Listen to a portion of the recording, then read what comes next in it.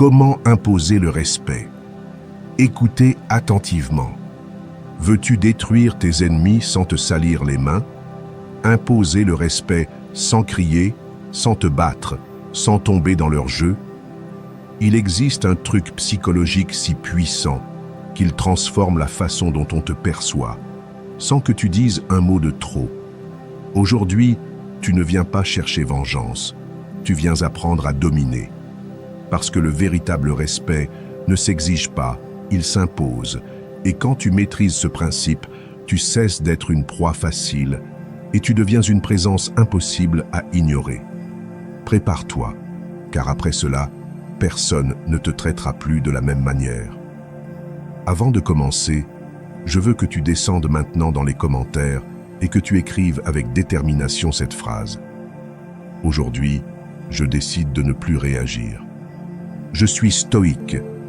Écris-le avec force, avec intention, avec un engagement total envers toi-même.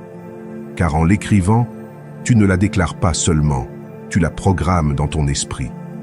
Cette phrase est une décision, un code, une reprogrammation qui commence de l'intérieur et transforme la façon dont tu fais face à tes ennemis, aux conflits et au monde. Fais-le maintenant. Écris-le, car ce n'est pas une simple vidéo, c'est un entraînement mental. Enseignement 1.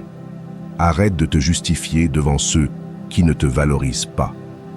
Combien de fois as-tu ressenti ce besoin presque automatique de t'expliquer, de te justifier, d'essayer de faire voir à quelqu'un qui t'a déjà jugé l'autre côté de l'histoire?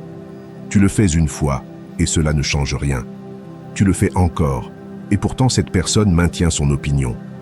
Et tu t'épuises émotionnellement à essayer de convaincre quelqu'un qui ne veut ni comprendre ni en a besoin. Parce qu'en réalité, ils ne cherchent pas ta vérité. Ils veulent juste réaffirmer leur version de toi. Et plus tu te justifies, plus tu renforces leur contrôle sur ton énergie. Tu dois comprendre cela. Tout le monde ne mérite pas d'accéder à ton intérieur. Tout le monde ne mérite pas de savoir ce que tu penses, ce que tu ressens, ou pourquoi tu as fait ce que tu as fait. Il y a des batailles qui ne se gagnent pas avec des explications. Elles se gagnent avec de la distance. Car pendant que tu essaies de défendre ton point de vue face à quelqu'un de fermé, la seule chose que tu fais, c'est perdre du pouvoir. Tu n'es pas libre si tu as besoin que tout le monde te comprenne. Tu es libre quand tu peux suivre ton chemin, même si certains te malinterprètent. Il y a des gens qui ont déjà une histoire à ton sujet. Ils ne t'écoutent pas pour comprendre, mais pour confirmer ce qu'ils ont déjà décidé de croire. Et peu importe combien tu t'efforces, leur esprit est fermé. Alors, pourquoi continues-tu à leur donner ta voix, ton temps, ton énergie? Tu n'es pas venu ici pour convaincre le monde. Tu es venu pour accomplir ton but. Et ton but n'a pas besoin d'être expliqué, il doit être vécu. Ton intégrité n'a pas besoin de défense, elle a besoin de cohérence. Ta vérité n'a pas besoin de crier, elle a besoin de consistance. Et je sais, ça fait mal de ne pas être compris. Ça fait mal d'être mal interprété. Ça fait mal que quelqu'un te juge sans connaître ce qu'il y a en toi. Mais il y a quelque chose qui fait encore plus mal, c'est de t'oublier en essayant de plaire aux autres. Parce que à chaque fois que tu essayes d'expliquer ce que tu es, ce que tu fais ou ce que tu rêves à quelqu'un qui ne te valorise pas, tu cries dans une pièce vide. Il n'y a pas d'écho, pas de réponse, juste de la fatigue. C'est pourquoi aujourd'hui, je veux t'inviter à choisir une autre façon, une plus stoïque, une plus ferme, une plus digne. Choisis le silence stratégique, choisis la non-réaction, choisis d'agir depuis ton centre et non depuis le besoin d'approbation. Parce que plus tu agis par besoin, plus tu te fragilises. Mais quand tu choisis d'agir par conviction, tout change. Ton langage corporel change, ton énergie change, ta présence impose le respect, sans dire un mot. Et ceux qui comptent vraiment le remarquent. Depuis le stoïcisme, Épictète nous a enseigné une vérité simple mais puissante. Il n'est pas nécessaire de te justifier devant ceux qui parlent mal de toi. Tu sais qui tu es, cela suffit. Et dans cette pensée, il y a la liberté. Parce que lorsque vous cessez de dépenser votre énergie à vous expliquer, vous la récupérez pour l'important, pour grandir, pour construire, pour avancer. La science le confirme. Des études montrent que lorsque nous cessons de chercher une approbation constante, l'anxiété diminue, l'estime de soi s'améliore et l'autonomie émotionnelle se renforce. Se justifier constamment est une forme d'auto-abandon. C'est prioriser le jugement externe au-dessus de votre sérénité intérieure. Et cela ne vaut pas la peine. Alors, faites cela la prochaine fois que vous ressentez l'envie de vous justifier. Respirez, observez, demandez-vous, cette personne veut-elle vraiment me comprendre ou veut-elle juste avoir raison? S'il n'y a pas d'ouverture, gardez le silence. S'il n'y a pas de respect, gardez vos distances. Vous n'avez pas besoin de prouver votre valeur, vous l'avez déjà, vivez-la, incarnez-la, montrez-la simplement avec votre vie, pas avec vos explications. Et quand vous le ferez, quelque chose de magique se produira. Vous vous sentirez plus fort, plus léger, plus vous-même, car vous cesserez enfin de négocier avec ceux qui n'ont jamais été disposés à vous comprendre. Et cela, mon ami, est une forme profonde d'amour de soi, une révolution silencieuse qui commence lorsque vous décidez de cesser de vous défendre et de commencer à vivre selon votre vérité. Enseignement 2. Le respect commence par la cohérence entre ce que vous ressentez, pensez et montrez. Vous n'avez pas besoin d'être parfait pour être respecté. Ce dont vous avez besoin, c'est d'être cohérent. Cohérent avec ce que vous ressentez, avec ce que vous pensez et avec ce que vous montrez au monde. La plupart des gens s'efforcent de s'intégrer, de plaire, de ne pas déranger. Et dans cet effort constant, ils finissent par se diluer, se déconnectent de leur essence, portent des masques qui ne représentent pas ce qu'ils sont vraiment, et même s'ils reçoivent peut-être de l'approbation, ils ne reçoivent jamais de respect authentique, car le véritable respect ne naît pas de la perfection, il naît de l'authenticité. Regardez autour de vous, il y a des personnes qui n'ont pas de grandes réalisations, qui ne prétendent pas être fortes, ni faire semblant d'avoir toutes les réponses, mais quand elles parlent, on les écoute, quand elles agissent, on les suit. Pourquoi?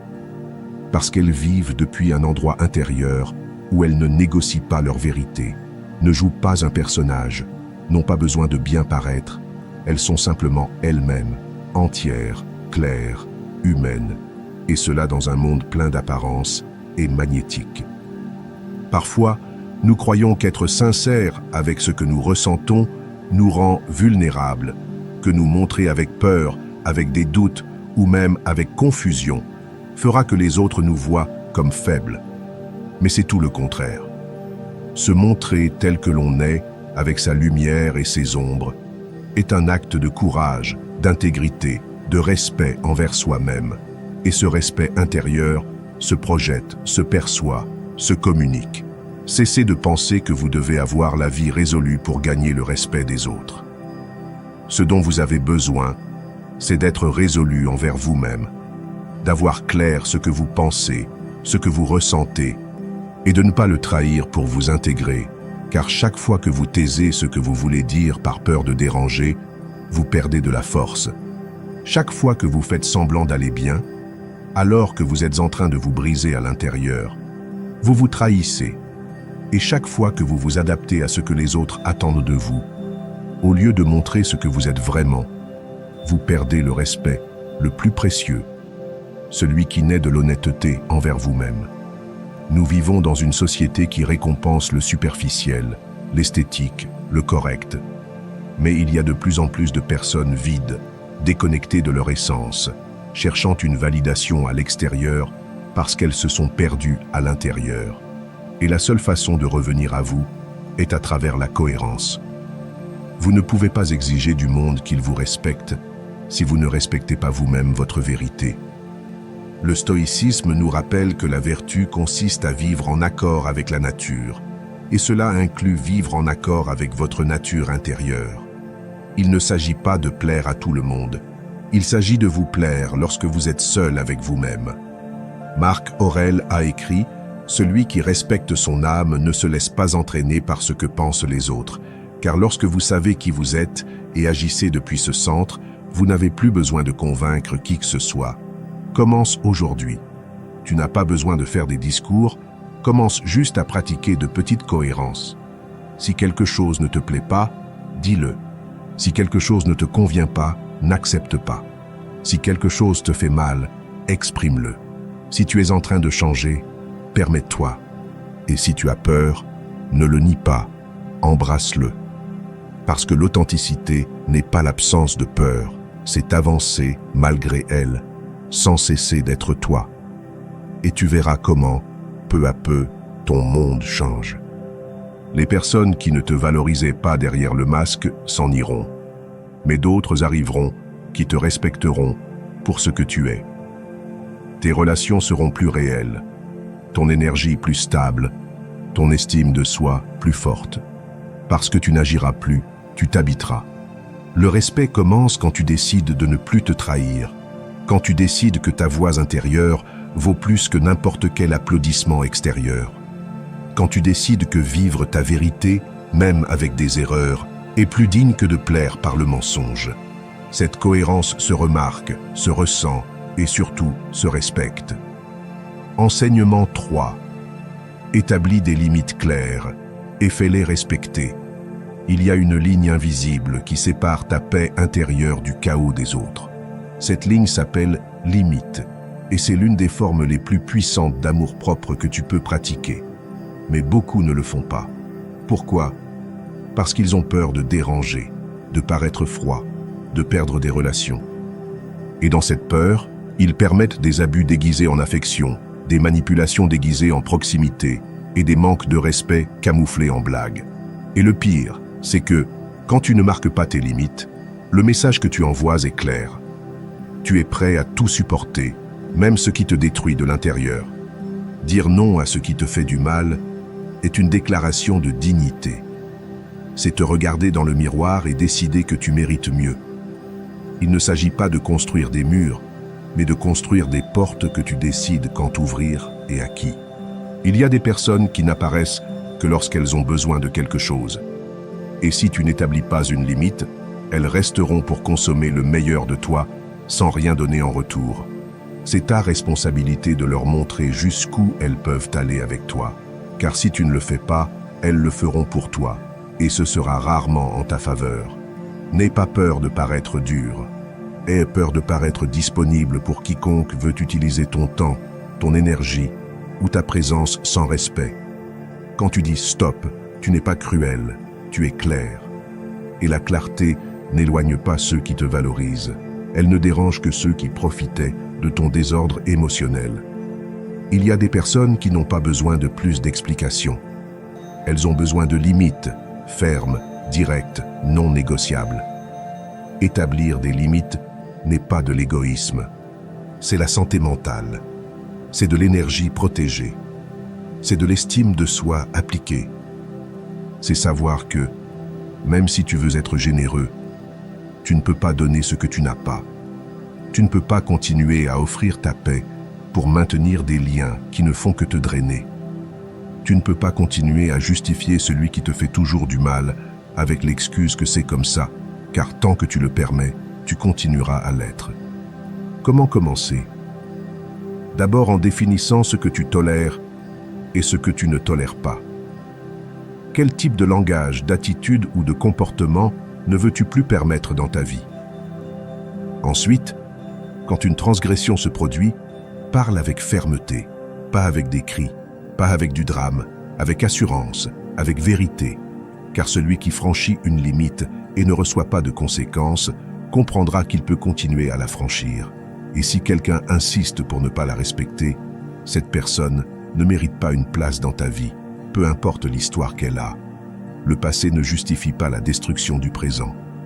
Le stoïcisme enseigne que l'on doit vivre en harmonie avec sa raison et sa vertu. Et une partie de cette vertu est de mettre de l'ordre dans ce que tu permets. Épictète l'a dit clairement. N'explique pas ta philosophie, vis-la. Si tu dis que tu te respectes, prouve-le par des actes. Il n'y a pas de respect sans limite, pas de paix sans ordre, pas de liberté sans responsabilité sur qui tu laisses entrer. Quand tu commences à établir des limites, quelque chose de profond change en toi. Tu commences à marcher plus droit, à regarder avec plus de clarté, à parler avec plus de force. Parce que tu sais que tu n'as plus besoin de l'approbation de personne. Tu as seulement besoin de loyauté envers toi-même. Et cette loyauté se construit chaque fois que tu choisis le silence face à une provocation, la distance face à un manque de respect et la fermeté face à une tentative de manipulation. Avec le temps, tu seras perçu comme une personne qui n'est pas disponible pour n'importe quelle énergie. Et cela ne te rendra pas moins aimé, cela te rendra plus précieux, car les gens te verront et sauront que tu n'es pas un terrain libre, que l'on ne joue pas avec toi, que ta paix n'est pas négociable. Et cette réputation, mon ami, est plus puissante que n'importe quel beau mot ou promesse vide. Alors si aujourd'hui il y a quelqu'un qui te fatigue constamment, qui interrompt ta tranquillité, qui dépasse les limites de ce qui est sain pour toi, arrête-toi. Tu n'as pas à continuer à supporter, tu n'as pas à continuer à expliquer. Trace simplement la ligne et fais-la respecter. Car celui qui ne respecte pas ta limite ne te respecte pas toi. Enseignement 4. Reste calme et non réactif dans les moments difficiles. Quand tout autour de toi brûle, quand quelqu'un te provoque, t'attaque ou veut simplement te sortir de ton centre, ton plus grand pouvoir n'est pas de crier plus fort, mais de ne pas bouger, de rester ferme, de ne pas laisser le chaos des autres dicter ta réaction, car la véritable maîtrise ne se mesure pas en force physique, ni en mots blessants, mais dans la capacité à rester entier pendant que le monde essaie de te briser. Et cela, bien que cela semble simple, est l'une des formes les plus élevées de pouvoir personnel. La plupart des gens réagissent, crient, attaquent, se défendent automatiquement, mais chaque fois que tu le fais, tu donnes ton énergie à celui qui la mérite le moins. Tu donnes le contrôle à un autre sur ton état intérieur et à ce moment-là, même si tu ne le remarques pas, tu cesses d'être libre. Car celui qui réagit sans réfléchir ne choisit pas. Il obéit, il est manipulé émotionnellement. Et cette perte de contrôle te vole la clarté, te vole le respect et te vole le pouvoir.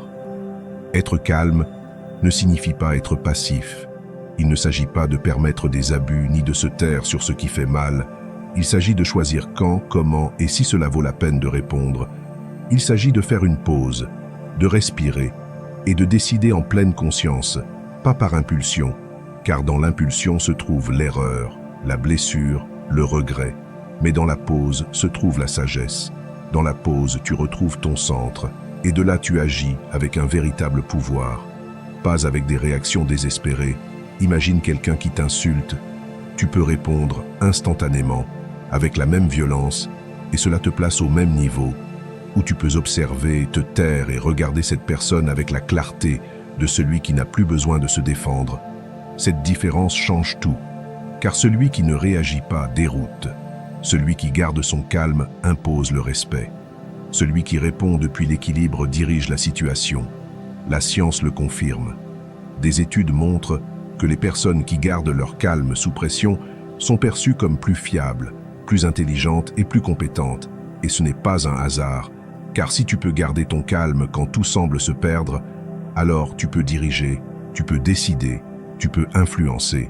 L'autocontrôle est magnétique. C'est un signe de force émotionnelle que très peu de gens possèdent. Le stoïcisme comprenait cela à la perfection. Marc Aurèle a écrit « La meilleure vengeance est de ne pas être comme ton ennemi ». Cela signifie que si quelqu'un te crie dessus, ne crie pas. Si quelqu'un te blesse, ne blesse pas. Si quelqu'un perd le contrôle, ne le perds pas toi. Car dans ce contraste se voit qui est vraiment fort. Ce n'est pas celui qui frappe le plus fort qui est fort. C'est celui qui n'a pas besoin de frapper pour marquer sa présence. Commence à entraîner cela dans ta vie quotidienne. La prochaine fois que tu sens que quelque chose te déborde, respire, fais une pause, ne réponds pas immédiatement. Observe ce qui se passe en toi. Est-ce de la colère, de l'orgueil blessé, de la peur? Nomme-le, reconnais-le et ensuite décide. Car quand tu choisis ta réponse, au lieu de réagir, tu réaffirmes ton pouvoir intérieur. Tu dis « Je contrôle mon esprit, pas le monde ». Avec le temps, tu verras comment tout change. Tes relations deviennent plus saines, car tu ne discutes plus pour des futilités. Ton environnement commence à te respecter davantage, car ils savent qu'ils ne peuvent pas te déstabiliser avec n'importe quelle provocation, et tu te sentiras plus en paix, plus ferme, plus toi. L'autocontrôle n'est pas de la répression, c'est de l'intelligence émotionnelle appliquée. C'est comprendre que tout ne mérite pas ton énergie, que parfois le silence est plus puissant que 1000 arguments, que ton calme est ton château et que toi seul décides qui entre. Alors ne réagis pas, respire, n'explose pas, comprends, ne tombe pas, élève-toi, car quand tu maîtrises ta réponse, personne ne peut te maîtriser, et cela, mon ami, est la forme la plus élégante de pouvoir. Enseignement 5. Prends soin de ton apparence pour gagner le respect. Le respect ne commence pas quand tu parles, il commence avant, dans la façon dont tu entres dans une pièce, dans la façon dont tu te déplaces, dans la façon dont tu te présentes, que cela nous plaise ou non.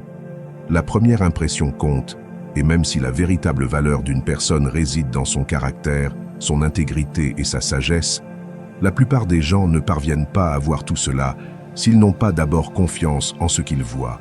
Nous vivons dans un monde visuel, rapide, qui juge en quelques secondes, et même si tu es de l'or à l'intérieur, si l'emballage ne communique pas ce que tu vaux, il est probable qu'on ne te donne jamais l'occasion de le montrer.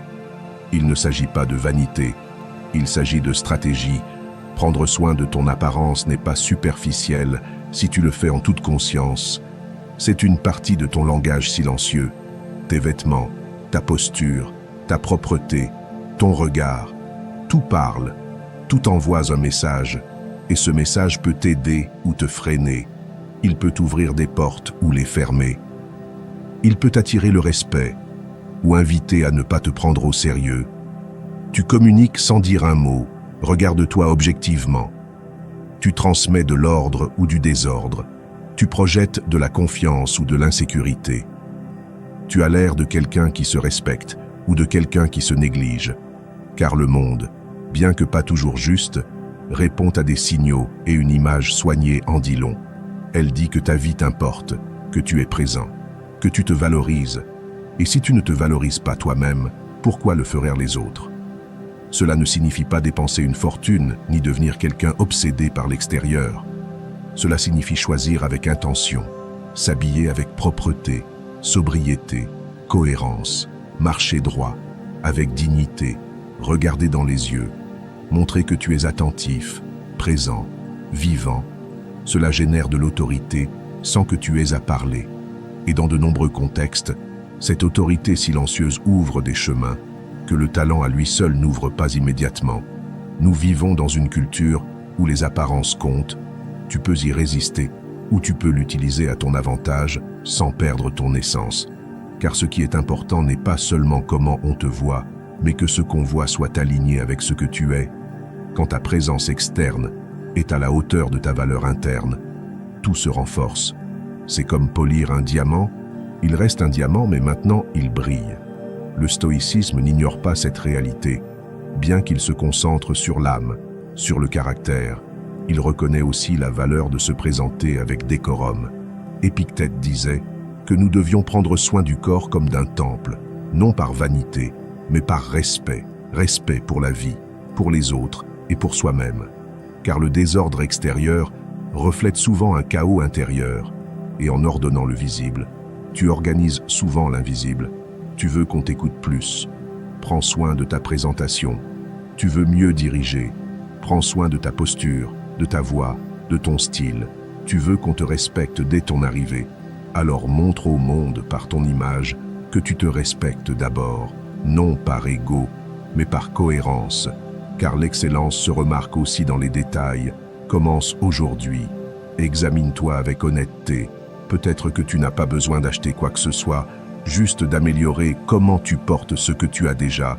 Peut-être que ce n'est pas tes vêtements, c'est ton expression, ton énergie, ta présence. Peut-être que ce n'est pas ce que tu portes, mais comment tu le portes. Fais-le avec intention, fais-le pour toi. Car quand tu te vois comme quelqu'un digne de respect, tu commences à agir comme tel, et cela change ton environnement, tes relations et tes résultats. Tu n'es pas ici pour impressionner qui que ce soit, mais tu n'es pas non plus là pour passer inaperçu. Tu es là pour marquer ta présence, pour laisser une empreinte, pour marcher avec un standard élevé qui inspire le respect sans l'exiger. Et une partie de cela commence par la façon dont tu choisis d'apparaître devant le monde. Alors, regarde-toi dans le miroir et pose-toi cette question. L'image que je projette est-elle à la hauteur de qui je suis vraiment? Si ce n'est pas le cas, ajuste-la, car tu vaux trop pour être ignoré par négligence. Enseignement 6. Amélioration continue pour maintenir un avantage croissant sur tes ennemis.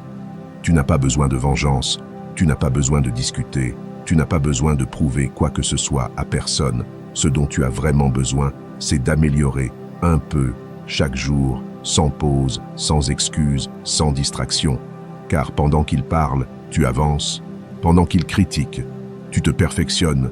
Pendant qu'il te sous-estime, tu deviens quelqu'un qu'ils ne pourront plus atteindre. C'est la stratégie la plus silencieuse et puissante que tu puisses appliquer. Grandir en silence jusqu'à devenir inaccessible. Les ennemis ne se battent pas avec des cris. Ils se battent avec des résultats, avec l'évolution, avec une transformation constante. Tu n'es pas ici pour rester au même endroit, réagissant aux attaques, te justifiant devant ceux qui te sous-estiment ou mendiant du respect. Tu es ici pour gravir les échelons, jour après jour, jusqu'à ce que tes progrès soient si évidents, si solides, si visibles, qu'il n'y ait tout simplement plus rien à dire. C'est l'avantage de celui qui s'améliore constamment. Il n'a pas besoin de répondre, car sa vie répond pour lui. Sa discipline devient évidente, sa préparation se fait sentir, sa croissance se remarque. Et cette supériorité, qui ne naît pas de l'ego mais de l'effort, c'est celle qui fait vraiment taire ceux qui l'avaient auparavant pointé du doigt, car ils ne peuvent plus suivre le rythme, car pendant qu'ils stagnent dans les critiques, tu construis un empire intérieur, mais cela ne se fait pas du jour au lendemain. Cela se fait avec de petites décisions, répétées quotidiennement, lire 10 pages, s'entraîner 30 minutes, améliorer une compétence, éliminer une mauvaise habitude, affiner une pensée, un changement minimal qui, en s'accumulant avec constance, finit par produire une transformation massive. C'est la clé. L'amélioration silencieuse, celle qui ne cherche pas d'applaudissements, celle qui ne s'arrête pas quand personne ne regarde, celle qui devient inévitable. Tes ennemis deviennent irrélevants quand tu deviens imparable. Et pour cela, tu dois embrasser le processus, ne pas répondre avec fierté, mais avec du travail. Ne pas t'obséder à prouver, mais à progresser. Ne pas perdre de temps à te comparer, mais à te consacrer à te surpasser. Car chaque seconde que tu passes à regarder sur le côté est une seconde que tu n'investis pas en toi.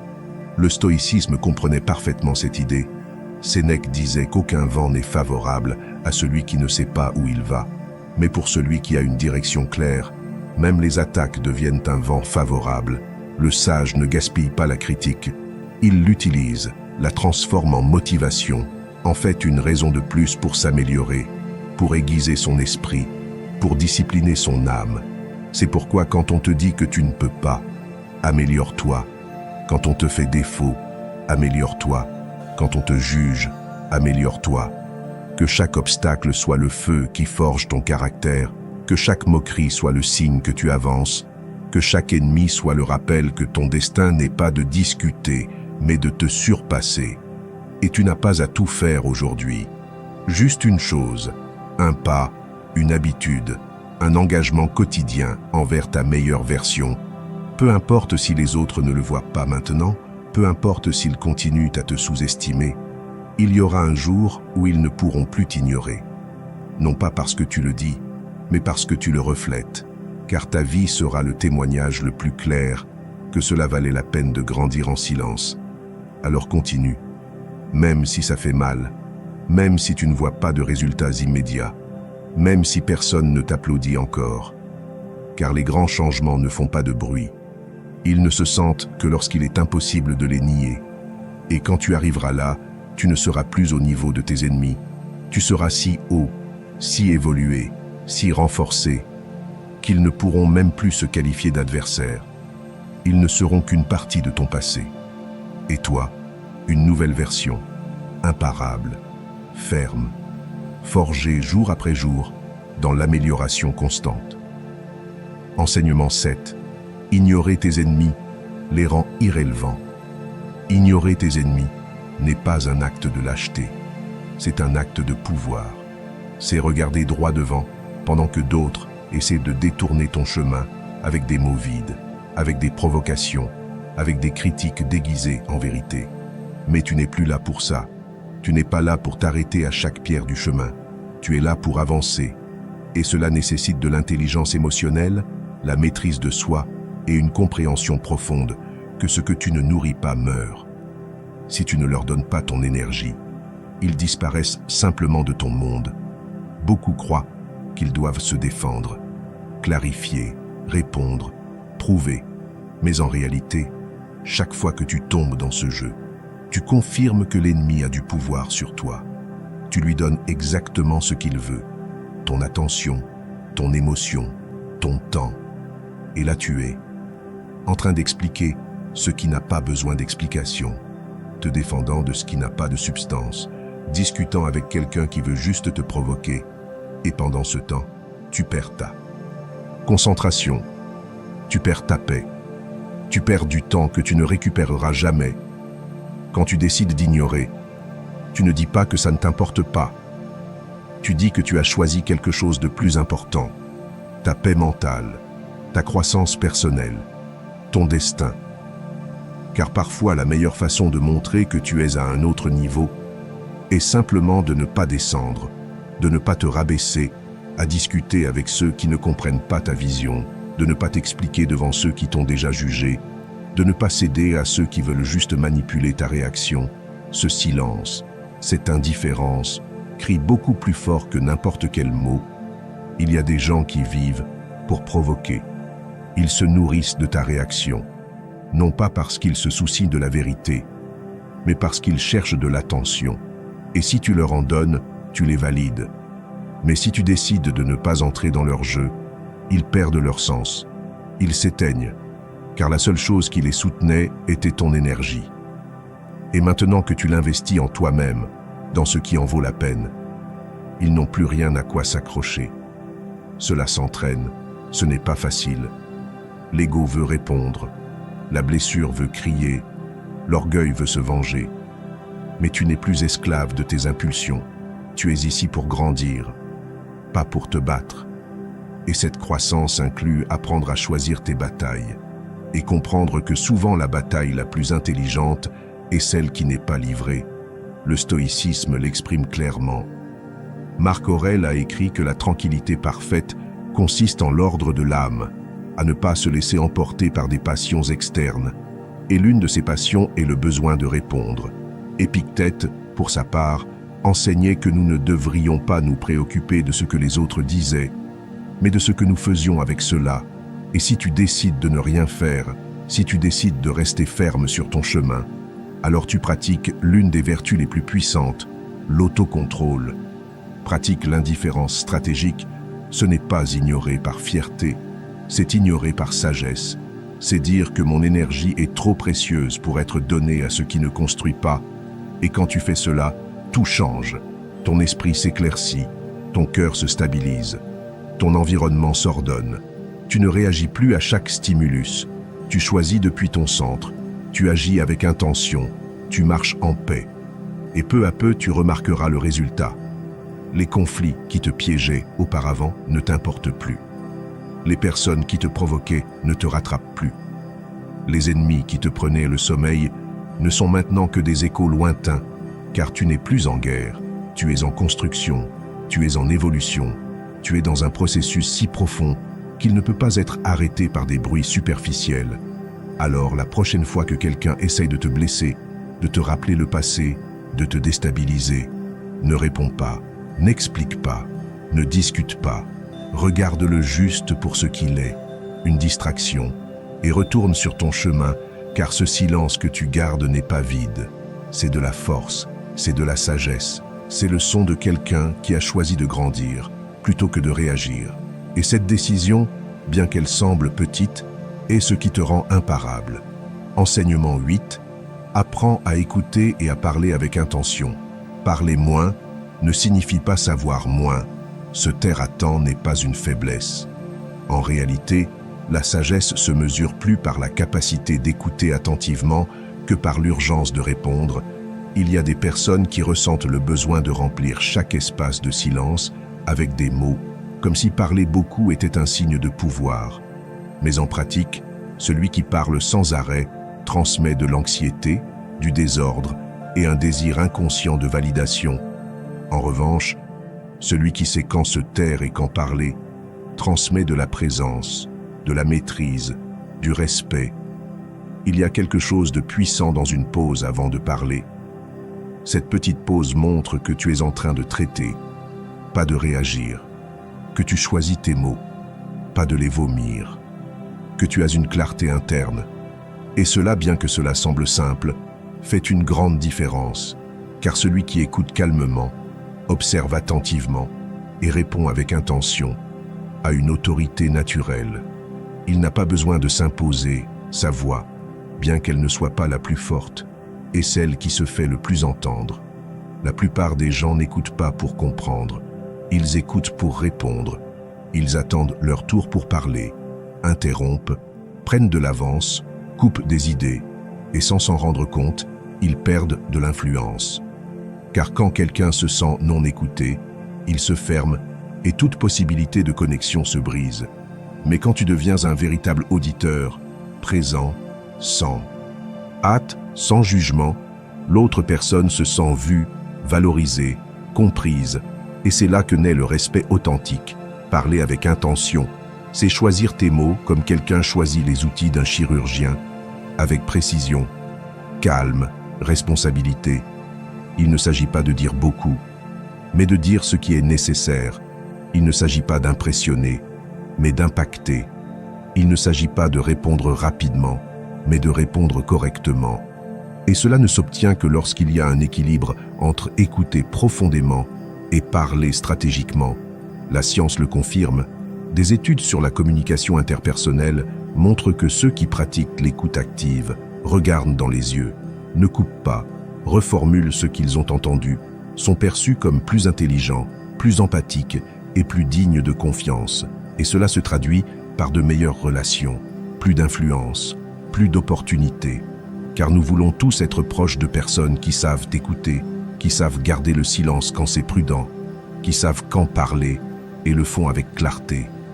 Le stoïcisme met également l'accent là-dessus. Sénèque enseignait que tu ne devrais pas parler à moins que tes mots ne soient plus précieux que le silence. Marc Aurèle notait dans ses méditations que le sage écoute plus qu'il ne parle et que le contrôle de la langue est un signe de maîtrise de soi. Car celui qui ne peut pas gouverner sa bouche a du mal à gouverner son esprit. Pratique dès maintenant, dans chaque conversation. Respire avant de répondre. Ne ressens pas l'obligation de remplir les vides. Laisse le silence faire sa part. Écoute jusqu'à la fin. Observe le langage non verbal. N'interromps pas. Et quand tu parles, fais-le avec intention. Que tes mots s'additionnent. Que ta voix ait du poids. Non par volume, mais par clarté. Tu remarqueras comment tout change. Tes conversations deviennent plus profondes. Les gens te respectent plus. Tes idées sont écoutées avec plus d'attention. Non pas parce que tu dis plus, mais parce que tu dis mieux. Non pas parce que tu maîtrises la conversation, mais parce que tu maîtrises ta présence. Et c'est ce qui transforme réellement ta façon de communiquer.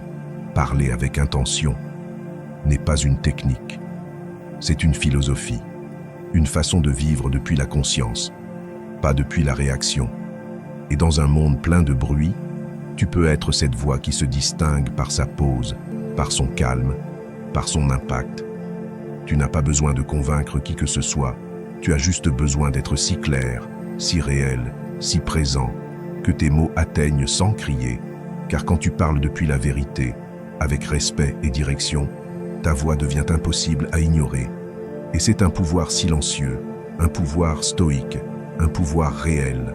Enseignement 9, ne permets jamais qu'on te voie supplier, ne permets jamais qu'on te voie supplier, non pas parce que tu es fier, mais parce que tu as de la dignité, parce que tu sais ce que tu vaux, parce que tu comprends que tout ce qui est mendié coûte cher à l'âme.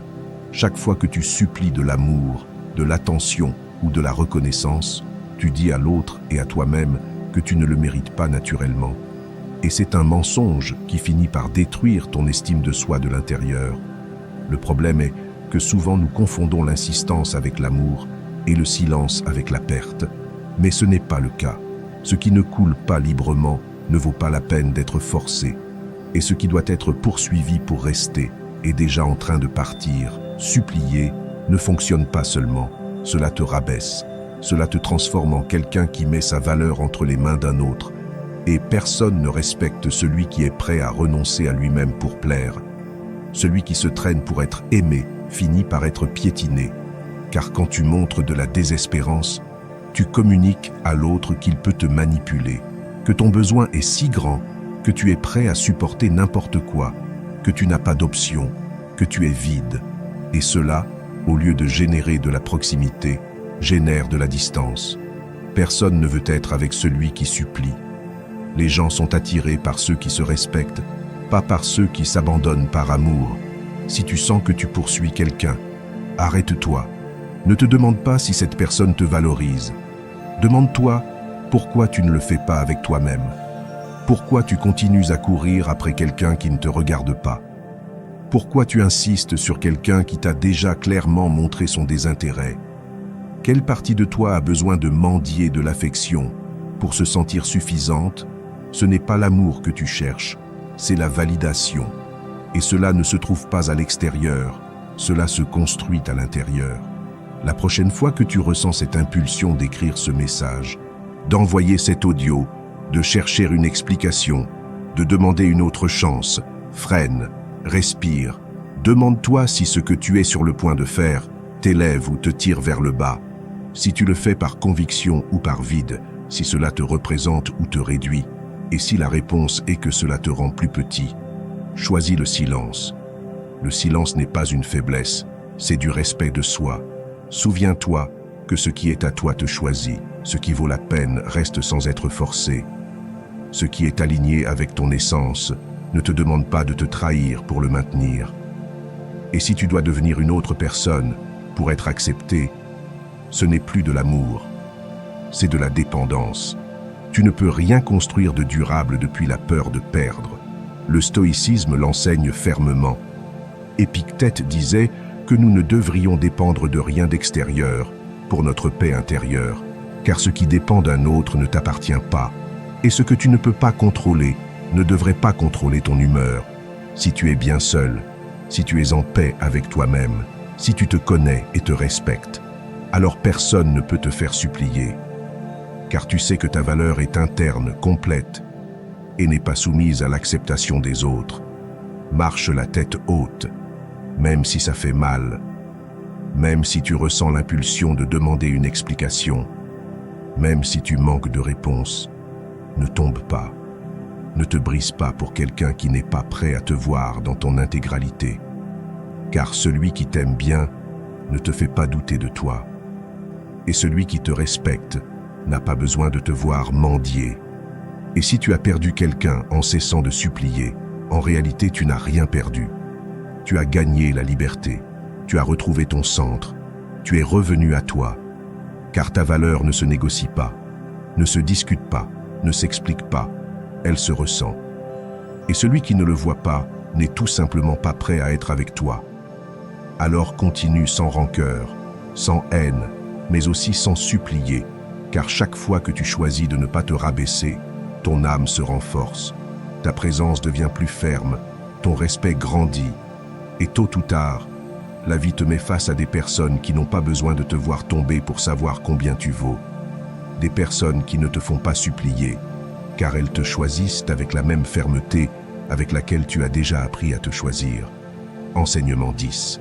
Reconnais que tes plus grands ennemis peuvent être internes. Parfois tu es tellement concentré sur ce qui se passe à l'extérieur, sur les personnes qui te critiquent, sur les circonstances que tu ne peux pas contrôler, sur les obstacles visibles, que tu oublies de regarder à l'intérieur.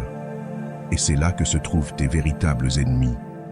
Ils ne sont pas dans ce qui t'entoure, ils sont dans ce qui t'habite, dans cette voix qui te dit que tu n'es pas suffisant, dans ce doute qui apparaît juste avant que tu oses, dans cette peur déguisée en prudence qui te retient quand tu devrais avancer. Ce qui te limite le plus n'est pas le monde, C'est ce que tu crois sur toi-même, la peur d'échouer, la peur du rejet, la peur de perdre, la peur d'être vu tel que tu es. Tout cela ne naît pas des autres, cela naît de toi, de ce que tu as vécu, de ce qu'on t'a dit, des fois où tu n'as pas été validé. Et sans t'en rendre compte, tu construis une prison mentale avec ces peurs, et ensuite tu vis en essayant de te battre à l'extérieur, alors qu'en réalité, tu es prisonnier à l'intérieur. Mais je te dis une chose, aucun ennemi externe ne pourra te vaincre si tu parviens à vaincre ce que tu portes à l'intérieur. Tu ne peux pas contrôler ce que les autres pensent, mais tu peux changer ce que tu penses de toi. Tu ne peux pas empêcher les autres de te critiquer, mais tu peux travailler pour que ces critiques ne te définissent pas. Tu ne peux pas vivre en attendant un environnement parfait pour avancer. Tu dois apprendre à avancer avec peur, avec doute, avec blessure. Car si tu attends d'être prêt, tu ne commenceras jamais. Ta force ne réside pas dans l'élimination de tout ce qui t'effraie. Elle réside dans l'apprentissage à te déplacer malgré cela. L'esprit est une arme puissante. Elle peut être ton allié le plus fidèle ou ton bourreau le plus cruel. Tout dépend de la façon dont tu l'entraînes, et cela nécessite de la conscience. Que penses-tu quand tu te regardes dans le miroir? Comment te parles-tu quand tu échoues? Quelle histoire te répètes-tu chaque jour? Car si dans ta tête n'habite que l'autocritique, l'insécurité et la peur, alors ton pire ennemi t'accompagne partout. Et il n'y a pas de succès qui puisse se maintenir avec un esprit qui sabote tout ce que tu touches. Commence à appliquer les principes que tu utilises pour vaincre à l'extérieur, aussi à l'intérieur. Objectif, que veux-tu vraiment? Autoconscience, quelles émotions te dominent quand les choses ne se passent pas bien? Intelligence émotionnelle. Tu sais reconnaître tes pensées sans croire tout ce qu'elles disent. Soutien. Tu es entouré de personnes qui t'élèvent ou qui renforcent tes doutes. Amélioration continue. Tu apprends à t'aimer, à avoir confiance, à te corriger sans te détruire. Cherche de l'aide si nécessaire. Il n'y a rien de plus courageux que celui qui décide de guérir. Tu n'es pas brisé. Tu fais juste face à des batailles que l'on ne t'a pas appris à mener. Mais maintenant, tu peux apprendre. Tu peux observer tes schémas. Tu peux remettre en question tes croyances. Tu peux reconstruire ta valeur de l'intérieur. Car une fois que tu te libères de ce qui te limite intérieurement, le monde extérieur cesse d'être une menace. Le stoïcisme le disait clairement. Sénèque affirmait que l'homme souffre plus dans son imagination que dans la réalité. Et c'est vrai. La souffrance mentale pour ce qui pourrait arriver, pour ce que tu n'as pas, pour ce que tu crains de perdre, est souvent plus grande que le fait lui-même. Mais il disait aussi que le sage s'occupe plus de se maîtriser que de contrôler le monde, car là réside le pouvoir de gouverner ton monde intérieur. Quand tu reconnais que ton ennemi le plus fort peut vivre en toi, tu as déjà fait le premier pas pour te libérer, car tu ne blâmes plus les autres. Tu n'attends plus que le monde change. Tu prends tes responsabilités. Tu regardes en face ce qui te paralyse. Tu décides de grandir. Et cette croissance ne sera pas immédiate, mais elle sera réelle. Tu commenceras à avoir plus confiance, à penser plus clairement, à agir plus fermement, à cesser de te saboter, à lâcher la peur de ce que les autres diront. Car ton esprit, autrefois un champ de bataille, devient ta force. Et quand cela se produit, il n'y a plus d'ennemi qui puisse te vaincre, car celui qui triomphe à l'intérieur triomphe toujours. Enseignement 11. La colère et le ressentiment ne te lient qu'à tes ennemis. Chaque fois que tu penses à ce qu'ils t'ont fait, à cette trahison, à cette injustice, à ces mots qui te font encore mal, tu revivras le poison. Tu donnes de l'espace à quelqu'un qui aurait déjà dû sortir de ta vie, car le ressentiment n'est pas de la justice. C'est une prison. Et le pire, c'est qu'il n'enferme pas celui qui t'a blessé. Il t'enferme toi, ta paix, ta capacité à être présent, ton énergie qui pourrait être en train de construire, mais qui au contraire se vide, se rappelant ce que tu ne peux plus changer. La colère est un piège émotionnel. Elle se déguise en force, en dignité, en justice, mais en réalité, elle te rend faible. Elle te met en mode réactif. Elle te fait revenir encore et encore à la blessure, comme si l'ouvrir encore une fois allait te donner la paix. Mais ce n'est pas le cas. Ce qu'elle fait, c'est maintenir vivante l'influence de ton ennemi. car tant que tu ne lâches pas, il continue à gagner. Non pas parce qu'il est plus fort, mais parce qu'il a encore de l'espace dans ton esprit. Et je comprends, la douleur est réelle, la trahison fait mal, la déception brûle. Mais tu dois décider si tu veux avoir raison ou si tu veux avoir la paix, car tu ne peux pas avoir les deux. Si tu vis en attendant que l'autre paie, qu'il s'excuse, qu'il reconnaisse le mal, tu es lié à une attente qui peut ne jamais se réaliser. Et pendant ce temps, tu restes enchaîné.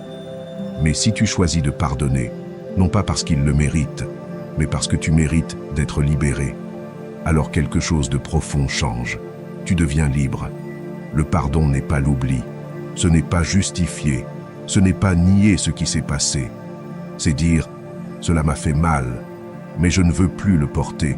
C'est prendre le contrôle de ton énergie. C'est fermer la porte au passé pour pouvoir construire depuis le présent. C'est te choisir. Car tant que tu es en guerre interne avec quelqu'un qui ne pense même plus à toi, tu perds une bataille que tu es le seul à mener. Pratique le pardon actif. N'attends pas de te sentir prêt.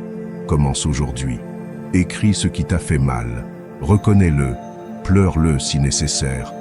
Mais ensuite décide de le lâcher. Non pas par faiblesse, mais par force. Car quand tu choisis de guérir, tu te priorises. Tu récupères ta clarté mentale. Tu dis « Je ne te donne plus de pouvoir sur moi ». Et cela est plus puissant que n'importe quelle vengeance. Le stoïcisme est clair à ce sujet. Sénèque a écrit que celui qui ne peut pas pardonner brise le pont par lequel un jour il pourrait avoir besoin de passer lui-même. Et Marc Aurèle insistait sur le fait que la meilleure façon de se venger est de ne pas être comme celui qui t'a blessé. Car si tu réponds par la haine, tu deviens le reflet de ce que tu as juré de ne pas répéter. Mais si tu réponds avec hauteur, avec silence, avec guérison, alors tu t'élèves, ne nourris plus le feu du ressentiment, ne répète pas cette histoire dans ta tête encore et encore, ne cherche pas que les autres te valident en tant que victime, cela ne fait que t'attacher davantage. Au lieu de cela, concentre-toi sur toi, sur ta paix, sur ton bien-être émotionnel, entoure-toi de personnes qui te rappellent qui tu es sans avoir à parler du passé. Investis ton énergie dans ce qui construit, pas dans ce qui détruit, car ce que tu ne lâches pas te fige, mais ce que tu pardonnes te transforme. Et oui, peut-être qu'on ne te demandera jamais pardon, peut-être qu'on ne reconnaîtra jamais ce qu'on a fait, mais peu importe, car tu n'as plus besoin de cela pour avancer, tu n'as plus besoin que l'autre change, car le changement a déjà commencé en toi, et cela, mon ami, est la liberté, la vraie liberté, la liberté stoïque, la liberté intérieure. Alors lâche prise, non pas pour eux, mais pour toi, car tu mérites une vie sans chaînes invisibles. Je mérite un esprit clair, un cœur léger, une existence qui ne soit pas déterminée par de vieilles blessures. Et cela, tu ne l'atteindras que lorsque tu décideras que ta paix vaut plus que ta fierté, que ton bien-être est plus précieux que la revanche, et que le pardon n'est pas un service à l'autre, c'est un cadeau pour toi. Enseignement 12, élève ta vision et ne te laisse pas distraire par des provocations. Quand tu as une vision claire, les provocations perdent de leur force, car tu ne réagis plus à tout ce qui se passe à l'extérieur, tu marches avec direction. Tu ne t'arrêtes plus pour répondre à chaque commentaire, ni pour justifier chaque pas, ni pour clarifier ce qui ne mérite pas d'explication. Tu as choisi quelque chose de plus grand, tu as choisi d'avancer, et celui qui marche vers quelque chose d'important ne peut pas se permettre de perdre du temps sur ce qui n'importe pas. La plupart des gens se laissent distraire par des mots, des regards, des critiques déguisées en conseils. Ils s'arrêtent pour se battre avec ceux qui ne comprennent pas leur chemin, pour expliquer leurs décisions à ceux qui n'ont jamais construit quoi que ce soit, pour répondre aux provocations de personnes qui veulent juste les voir tomber, et dans cette usure, ils oublient leur but, ce qui les a motivés à commencer, la raison pour laquelle ils ont commencé à changer, à grandir, à avancer. Mais tu n'es pas là pour ça. Tu n'es pas là pour réagir. Tu es là pour construire. Et la seule façon de rester fort, stable, concentré, est d'avoir une vision si puissante que le reste perd simplement son sens. Quand tu sais ce que tu veux, tu n'as pas besoin de le prouver à personne. Ton énergie se dirige avec intention, ton esprit s'ordonne, ton cœur s'aligne. et tout ce qui n'apporte pas à ton objectif se filtre automatiquement. Définis ta vision, écris-la, lis-la tous les jours, rends-la si claire que tu puisses la voir même les yeux fermés. Cette vision est ton bouclier, c'est ce qui te rappelle que tu n'es pas ici pour plaire, mais pour accomplir un but, que tu n'as pas besoin d'avoir le dernier mot, mais la dernière action, que ta valeur ne se mesure pas à ce que les autres pensent de toi, mais à ce que tu construis pas à pas, jour après jour. Les provocations te piègent quand tu n'as pas de direction, car si tu ne sais pas où tu vas, tout obstacle semble une menace, mais quand tu es ferme, chaque attaque devient irrélevante, non pas parce que cela ne fait pas mal, mais parce que cela ne pèse pas plus que ton objectif, non pas parce que cela ne dérange pas, mais parce que cela n'a pas le pouvoir de te sortir du chemin. Et oui, il y aura des moments où tu voudras répondre, tu voudras te défendre, faire taire les bouches, prouver ton point, mais c'est là que tu dois être le plus fort.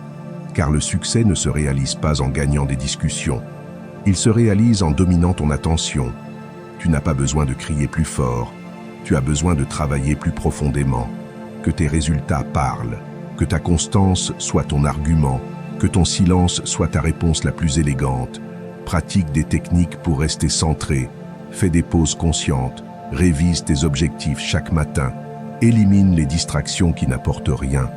Entoure-toi de personnes qui te rappellent qui tu es, pas qui alimentent tes insécurités. Et quand la critique, le commentaire sarcastique, la provocation déguisée en blague arriveront, souris intérieurement, respire et continue, car ce que tu es en train de construire vaut plus que n'importe quelle discussion sans sens, le stoïcisme le laisse clair. Marc Aurèle a écrit « La meilleure façon de se venger est de ne pas être comme ton ennemi. Et ne pas être comme ton ennemi signifie ne pas tomber dans son jeu, ne pas laisser son bruit te sortir de ta paix, ne pas répondre avec colère, mais avec hauteur, car quand tu as de la vision, tout ce qui est petit reste derrière, et tu n'as pas été fait pour le petit. Chaque jour où tu choisis de rester ferme, tu gagneras. Tu ne le verras pas immédiatement, mais tu le sentiras. Ton énergie deviendra plus stable, ton environnement plus clair, tes émotions plus matures, car tu ne réagiras plus. Tu guideras, et cela te rend difficile à provoquer, impossible à manipuler, et digne de respect. Alors élève ta vision, et chaque fois que quelque chose veut te distraire, regarde-le comme un test de combien tu valorises ce que tu construis. Et si tu le valorises vraiment, tu ne t'arrêteras pas. Tu continueras avec l'esprit concentré, le cœur ferme et le regard haut, car tu n'es pas là pour perdre du temps.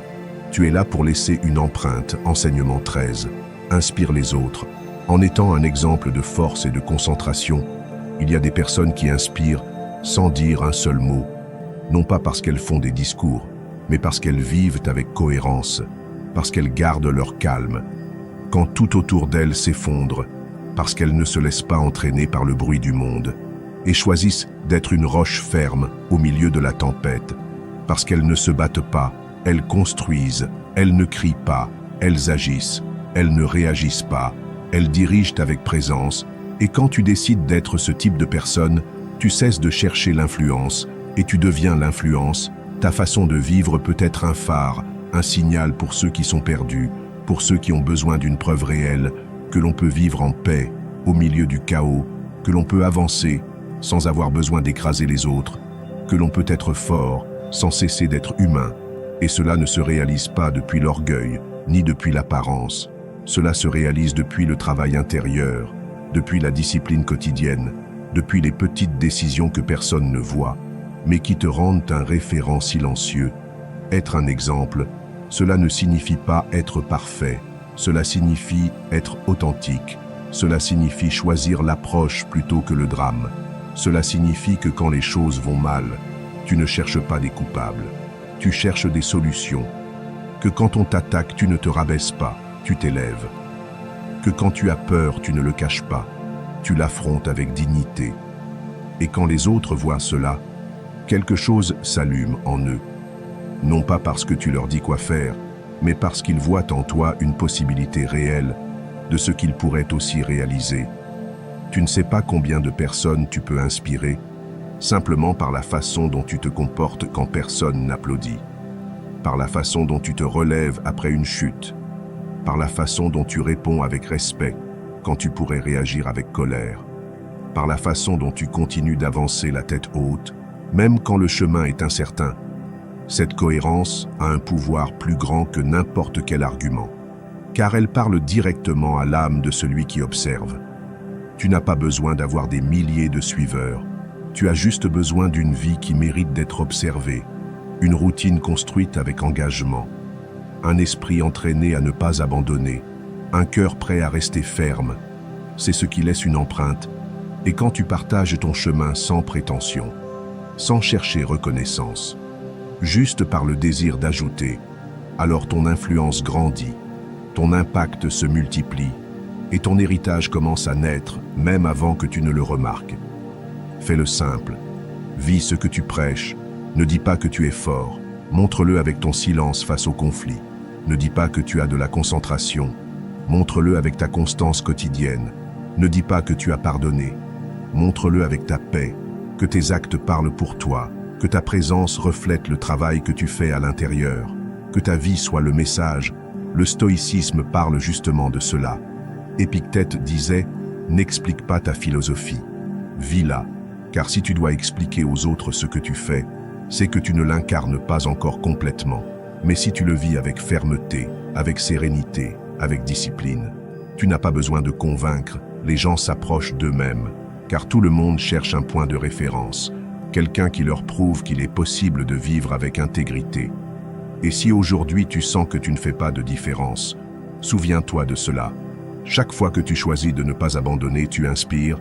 Chaque fois que tu décides d'agir avec bonté, quand tu pourrais agir avec colère, tu inspires. Chaque fois que tu ne t'arrêtes pas par peur et que tu continues, même si c'est en tremblant, tu inspires. Peut-être que tu ne le vois pas maintenant, mais quelqu'un regarde. Et grâce à ton exemple, peut-être que cette personne ne renoncera pas aujourd'hui. Sois cet exemple, non pas par ego, non pas par apparence. Fais-le parce que le monde a besoin de plus de personnes qui ne parlent pas de force, mais qui l'incarnent, qui n'enseignent pas la paix, mais qui la vivent, qui ne vendent pas des solutions, mais qui construisent de réels chemins. Et quand tu choisis d'être l'un d'eux, alors tu ne vis plus seulement pour toi. Tu vis pour laisser une empreinte qui transforme, qui inspire et qui continue, même quand tu n'es plus là. Enseignement 14. Marche avec assurance et présence. Avant que tu ne dises un seul mot, tu es déjà en train de parler. Tu le fais avec ta posture, avec ton pas, avec ton énergie. Le monde te mesure en secondes, et non pas par ce que tu dis, mais par la façon dont tu entres, par la façon dont tu te maintiens, par la façon dont tu occupes ton espace. Si tu marches courbé, avec le regard baissé, avec des pas incertains, le message est clair. Tu ne crois pas en toi. Et si tu ne crois pas en toi, personne d'autre ne le fera.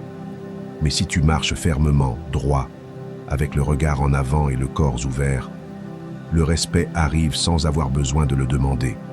Il ne s'agit pas d'arrogance, il s'agit de présence, cette qualité silencieuse que possèdent les personnes qui ont travaillé sur elles-mêmes, qui n'ont pas besoin de crier pour être entendues, car leur simple entrée change déjà l'ambiance. Ce sont celles qui ne se précipitent pas, ne se recroquevillent pas, ne se justifient pas avec le corps. Elles marchent comme quelqu'un qui sait qui elle est. Et cela se ressent, car le corps crie ce que l'esprit croit. Et si tu veux que le monde te prenne au sérieux, tu dois commencer par te montrer avec assurance. La posture transforme ton état mental. Ce n'est pas seulement esthétique, c'est psychologique. Des études montrent qu'adopter des postures de pouvoir, dos droit, épaules ouvertes, menton haut, augmente la testostérone et réduit le cortisol, c'est-à-dire cela te rend plus confiant et moins stressé. Ton corps est littéralement programmé pour influencer ton esprit. Et si tu l'entraînes à bouger avec autorité, ton esprit commence à y croire. Et quand ton esprit y croit, ton environnement le reflète. Pratique cela dès aujourd'hui. Peu importe si tu es chez toi, au travail ou en marchant dans la rue. Garde le dos droit, sens tes pieds fermes sur le sol. Ne regarde pas le sol. Regarde devant toi. Ne marche pas comme si tu dérangeais. Marche comme si ta présence avait un but, car elle en a un. Tu n'as pas besoin de demander la permission d'être ici. Tu dois te rappeler que ta place se gagne avec chaque pas conscient que tu fais. Marcher avec présence ne signifie pas intimider. Cela signifie t'habiter complètement, être connecté avec toi-même, pas avec le jugement des autres. Quand tu marches avec assurance, tu n'as pas besoin de mots pour que l'on te respecte. Tu n'as pas besoin de prouver quoi que ce soit, car le langage de ton corps a déjà tout dit. Je suis ici, je suis ferme, je n'agis pas, je suis moi, sans permission, sans doute, sans peur. Le stoïcisme le comprenait aussi. Épictète disait que nous devions vivre comme si nous étions toujours observés, non par paranoïa, mais par intégrité. Car si tu maintiens ta posture même quand personne ne te voit, tu entraînes ton âme à se soutenir. Et celui qui soutient son âme, soutient son corps. Marcher comme si tu avais des témoins, c'est marcher avec un but. C'est dire « je ne suis pas un de plus, je ne passe pas inaperçu, je suis éveillé dans ma démarche, prends-toi au sérieux, car personne d'autre ne le fera si tu ne le fais pas d'abord. » Et cela commence par la façon dont tu te présentes dans le monde. Marche comme si le sol t'appartenait, comme si chaque pas laissait une empreinte, comme si ton énergie nettoyait l'espace par où tu passes. Ne te recroqueville pas, ne te cache pas, n'agis pas comme si tu n'avais pas d'importance, car tu as de l'importance, ton message a de l'importance, ton histoire a de l'importance, ta présence a de l'importance, et tu n'as pas besoin d'attendre de te sentir en sécurité pour marcher ainsi. Fais-le même si tu ne le ressens pas encore, car le corps est plus sage que la peur.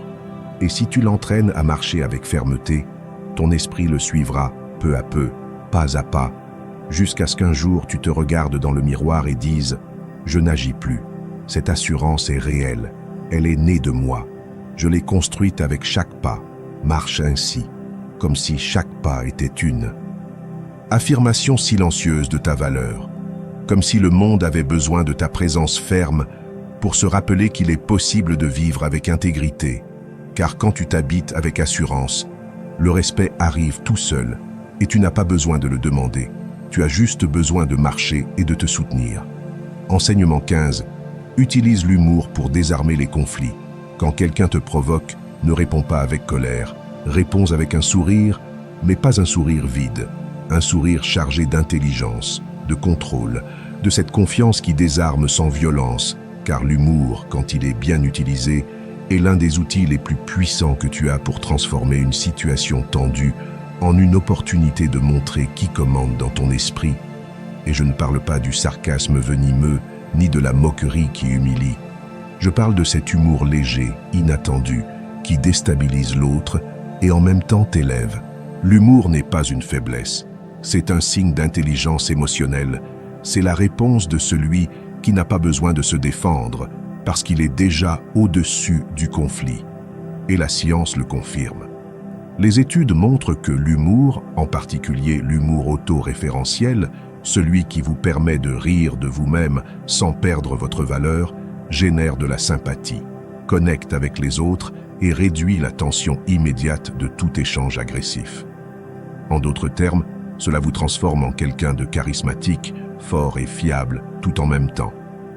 Et sais-tu quoi d'autre? L'humour te protège, car lorsque tu peux faire une blague sur toi-même, tu montres que tu n'es pas sur la défensive, que tu n'es pas fragile, que tu n'as pas peur d'être vu, que tu es si à l'aise avec toi-même que tu n'as rien à prouver. Et quand les gens voient cela, ils baissent leur garde, car ils ne peuvent pas attaquer celui qui n'a rien à cacher, car il n'y a rien de plus désarmant que quelqu'un qui prend la vie au sérieux, mais qui ne se prend pas trop au sérieux. Épictète le disait sans détour. Tu n'es pas tes pensées, tu n'es pas tes émotions, tu n'es pas tes erreurs. Tu es quelque chose de beaucoup plus profond, plus stable, plus libre. Et si c'est vrai, alors tu peux te permettre de rire. Tu peux te permettre de ne pas réagir. Tu peux te permettre d'utiliser l'humour comme un bouclier, comme un pont, comme un outil, car le sage ne s'offense pas facilement. Le sage observe, comprend, sourit et continue. Comment peux-tu appliquer cela? Pratique d'abord avec toi-même. Apprends à rire de tes propres erreurs. Ne te punis pas pour chaque chute. Trouve l'apprentissage et puis lâche-le avec légèreté. Fais de l'humour un allié interne. Ensuite, quand quelqu'un te provoque, avant de répondre, respire. Demande-toi, est-ce que ça vaut la peine de se fâcher pour ça? Puis-je répondre avec quelque chose qui détend l'atmosphère sans perdre de fermeté? Et si tu peux, fais-le. Utilise une phrase simple, une exagération comique, une observation astucieuse qui détourne l'attention sans l'ignorer. Le résultat te surprendra. Là où il y avait un conflit, il y a maintenant du rire. Là où il y avait de la tension, il y a maintenant du soulagement. Et toi, au centre de tout, montrant un contrôle émotionnel sans agression. Car celui qui peut contrôler le ton d'une conversation a le véritable pouvoir.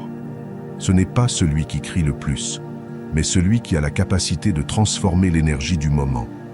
L'humour n'est pas seulement pour divertir, c'est pour diriger, pour communiquer sans confronter, pour garder le contrôle sans perdre son humanité, pour montrer que tu es éveillé, conscient, présent et au-dessus du drame. Alors ne sous-estime pas sa valeur. Utilise-le avec respect. Utilise-le avec stratégie. Utilise-le pour toi. Et souviens-toi, il n'y a rien de plus fort que quelqu'un qui peut rester en paix, tandis que tout autour de lui cherche la guerre. Et si en plus de la paix, il peut générer du rire, alors cette personne joue déjà à un autre niveau. Fais-le aussi. Que ton humour soit ton bouclier. Que ton sourire soit ta déclaration de liberté. Et que chaque blague légère soit une preuve que ton esprit n'est pas au service du conflit, mais du contrôle personnel. Si tu es arrivé jusqu'ici, ce n'est pas un hasard. Cela en dit déjà beaucoup sur toi. Cela signifie que tu es engagé dans ta transformation, que tu es prêt à cesser de réagir comme les autres et à commencer à t'imposer avec intelligence, avec maîtrise, avec respect. Maintenant, avant de partir, retourne dans les commentaires et réaffirme ton engagement en écrivant « Aujourd'hui, je décide de ne plus réagir. Je suis stoïque. » Fais en sorte que cette phrase s'inscrive dans ton subconscient comme un principe de vie. Écris-la non seulement pour aujourd'hui, mais pour la personne que tu es décidé à devenir à partir de maintenant. Et si ce message a résonné en toi, laisse un like à la vidéo, abonne-toi et continue à entraîner ton esprit, car ce qui vient sera encore plus puissant.